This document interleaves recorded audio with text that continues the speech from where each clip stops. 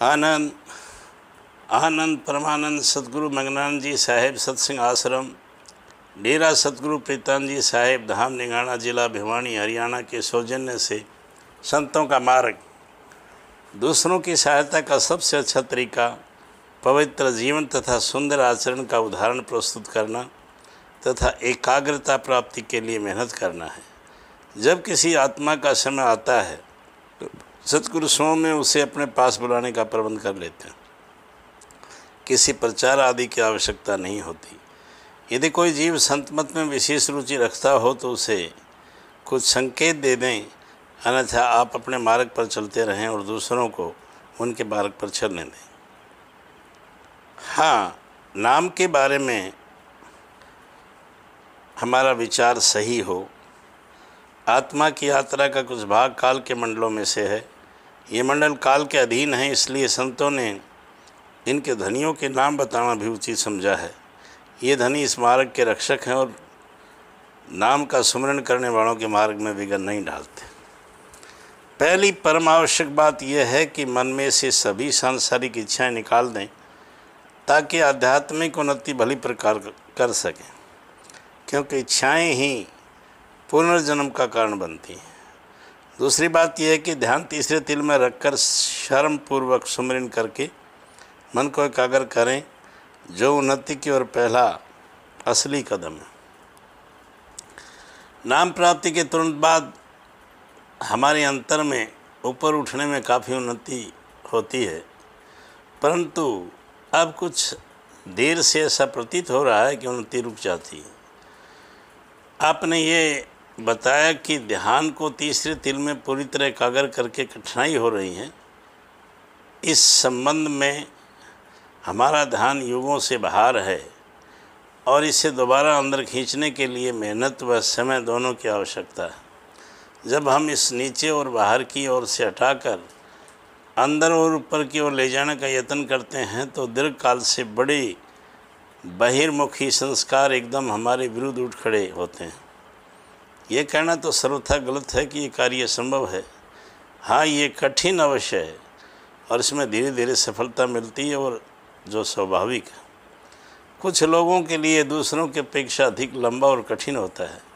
यही बात ध्यान के तीसरे तिल में कार्य करने के विषय में है। हमारी चेतना पैरों के तलवे तक शरीर के रोम रोम में समाई हुई है। हमें इसे खींचकर तीसरे तिल में लाना है और ऊपर ले जाना है। ऐसा करने से ही निज घर का द्वार खुलता है, परंतु चेतना की ऊपर की ओर खींचना अथवा भौतिक शरीर से पृथक करना बहुत लंबा तथा कठिन कार्य है। इसे चींटी मार्ग कहा गया है। चींटी बड़ी मेहनत से पहले रेत में से चीनी के दाने चुगती है, फिर धीरे धीरे दीवार तक चढ़ती है, कई बार नीचे गिरती है और यत्न करके धीरे धीरे फिर ऊपर उठती है। आवश्यकता केवल इस बात की है कि संतोष, प्रेम और विश्वास के साथ यत्न करते रहें, फिर एक न एक दिन सफलता अवश्य संभावी है। केवल इतना स्मरण रखें कि परिश्रम कभी विफल नहीं होता। परिश्रम करें और शेष सब सद्गुरु की मौज पर छोड़ दें।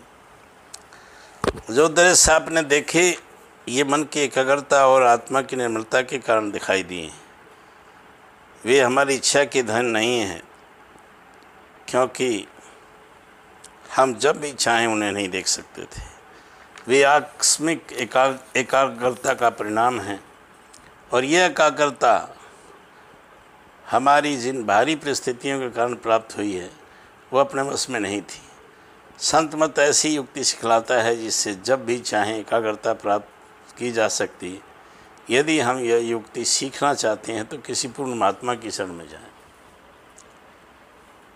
यदि नामदान मिल गया है और जब हम एकाग्रता प्राप्त के लिए यत्न कर रहे हैं, दोनों बाहों के बीच में तीसरे तिल में ध्यान को एकाग्र करने का प्रयत्न करें। जब एकाग्रता में वृद्धि होगी तो आत्मा को आंतरिक और परिवार दिखाई देगा और उसके पार करके मंदिर गुरु के नूरी स्वरूप के दर्शन करेगी।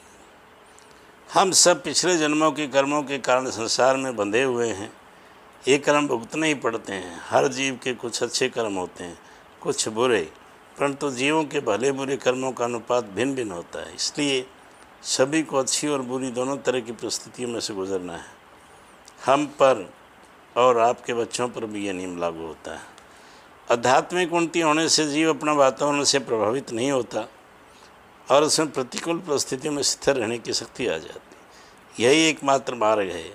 सत्संगी को वैसे ही जीते जी जो शरीर को खाली करना है, जैसे लोग मरते समय करते हैं, पर उस स्वेच्छा से ये काम करना है और देखना है कि स्थूल शरीर के परे क्या है। उस सूरत को शरीर में से समेट कर तीसरे तिल में एकाग्र करना, ये कार्य धीरे धीरे होता है और पिछले कर्मों पर निर्भर होता है। इसमें सफलता के लिए आजीवन श्रम करना पड़ता है। ध्यान को तीसरे तल पर एकाग्र करने का यत्न कर रहे हैं, क्योंकि यह पहला कदम है, परंतु इस कार्य के लिए समय और दृढ़ता की आवश्यकता है। जैसा कि हमने स्वयं अनुभव किया है, आरंभ में कई बार जीव अपने आप को प्रसन्नता और बल से भरा पूरा महसूस करता है। कई बार ध्यान नीचे गिर जाता है अथवा बाहर चला जाता है और उसे दोबारा ठिकाने पर लाने के लिए बहुत यत्न करना पड़ता है, परंतु ये कार्य करना ही पड़ता है। अंत में ध्यान पूरी तरह टिक जाएगा। जीवन में हर काम में निरंतर अभ्यास से ही दक्षता और सतर्कता आती है। मन को वश में करना आसान नहीं। मन युगों से तीसरे तिल से बाहर रहा है और आसानी से अपनी बहिर्मुखी रुचियों को त्यागने के लिए तैयार नहीं होता। टांग और शरीर के निचले भाग में पीड़ा चेतना के सिमटाव के कारण होती है। यह अधिक समय नहीं रहती, परंतु आरंभ में होती अवश्य। यदि पीड़ा अक्षय हो तो गति मंद कर लें।